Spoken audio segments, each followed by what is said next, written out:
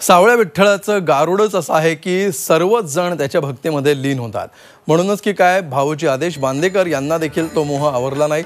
म्हणूनच होम मिनिस्टरसाठी आदेश बांदेकर आळंदीमध्ये आले। त्यांच्याशी बातचीत केली आमचे प्रतिनिधी कैलास पुरी यांनी। वारी सोहळ्याचं आकर्षण आबालवृद्धांपासून सिने कलाकारांनाही असतं। माझ्याबरोबर आदेश बांदेकर आहेत, त्यांच्याकडून जाणून घेऊया वारी सोहळ्याची अनुभूती त्यांच्यासाठी कशी आहे, ते कशा पद्धतीनं या सोहळ्याकडे पाहतात।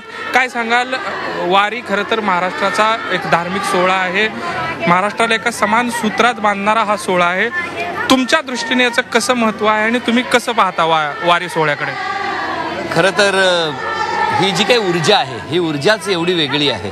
साऱ्या महाराष्ट्राच्या सुखासाठी, घरातल्या प्रत्येकाच्या सुखासाठी आपण बघितलं तर या ठिकाणी जो जे वांछील तोथे लावो असं म्हणत या ठिकाणी सगळेजण या वारीमध्ये रममाण होतात। आम्ही सुद्धा होम मिनिस्टरचा कॅमेरा घेऊन या आळंदीमध्ये आलो, ज्ञानेश्वर माऊलींचं दर्शन घेऊन। ही होम मिनिस्टरमधून सुरू झालेली वारीसुद्धा थेट पंढरपुरात विठुरायाच्या दर्शनाला जाणार आहे।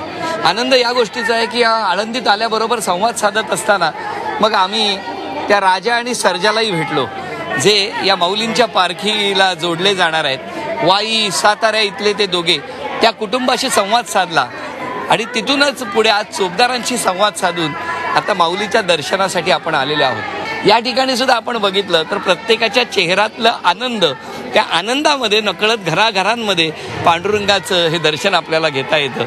मी भाग्यवान, मला या ठिकाणी ज्ञानेश्वर माऊलींचं आज दर्शन घ्यायला मिळणार आहे। तर व्हिडिओ जर्नलिस्ट ताडेसह कैलास पुरी, झी मीडिया, आळंदी, पुणे।